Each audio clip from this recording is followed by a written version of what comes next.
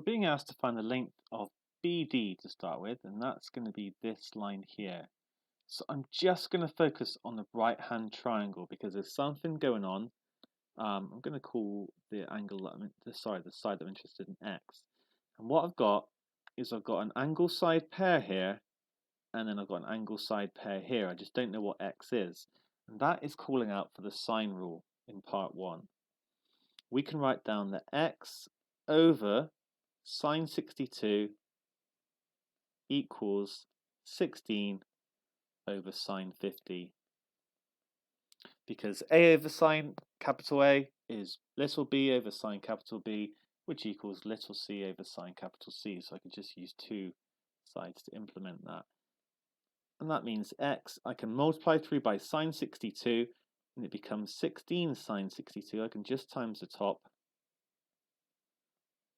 over sine 50, and that's going to be my exact answer, which I'm going to work out to 3 significant figures.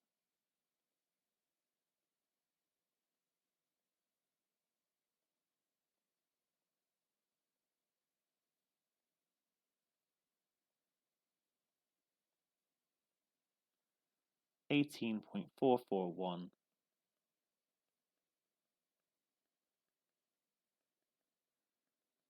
equals 18.4 centimeters. Brilliant. So I've got that one here. I'm now being asked to find angle BAD. BAD, that is this one here. Now I don't have any angles in the triangle, and I can't work them out just as it stands. I need to use trigonometry again, and this time it's going to be the cosine rule because I've got 3 sides of a triangle and an opposite angle. So I'm gonna label it.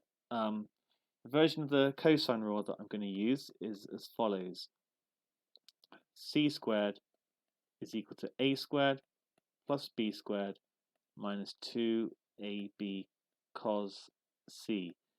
You can interchange and like this somewhat. There's 3 different ways you can write the cosine rule down. I like this one because it shows the closest link to Pythagoras' theorem, the fact that we've got an extension to Pythagoras' theorem, because a squared plus b squared equals c squared for Pythagoras' theorem.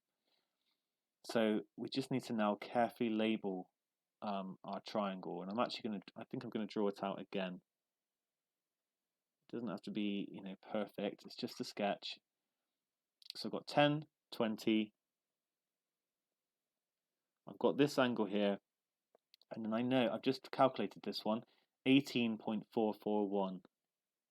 Note I'm going to use it to 5 significant figures, not the rounded one, because otherwise it will introduce errors.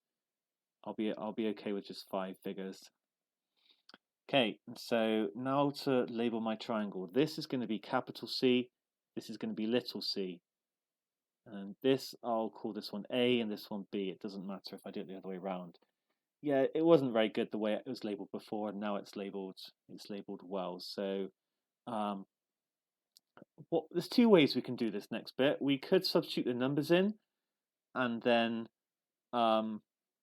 like solve an equation, or we can rearrange the formula first. So I think I'm going to do that actually, because why not? 2ab cos c is going to equal a squared plus b squared minus c squared. I've basically added this to both sides, and then I've minus c squared from both sides, because then I get cos c straight away. It's going to be all over 2ab.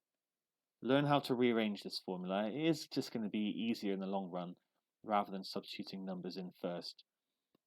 So cos capital C is going to equal 20 squared plus 10 squared minus 18.441 squared all over 2 times 20 times 10.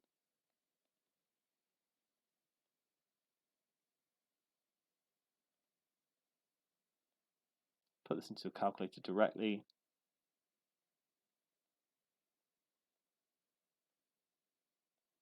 Now I can actually use the answer button because that was the last thing that was my answer, and this will use the exact value, so I won't get any error whatsoever.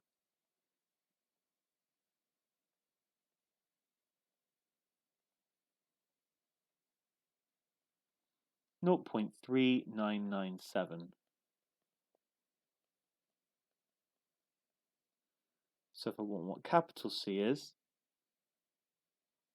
I just need to think about this carefully. Okay.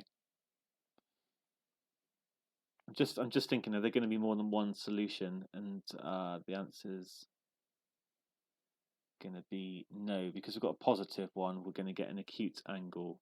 We're just going to get one answer here. We're not interested in this answer because it's greater than 180. So I can simply do inverse cos, but it's always worth just thinking, am I going to get more than one answer? Yeah, we're all good.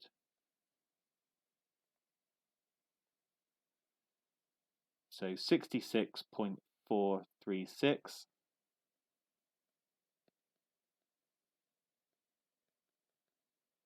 which equals to three significant figures, 66.4 degrees.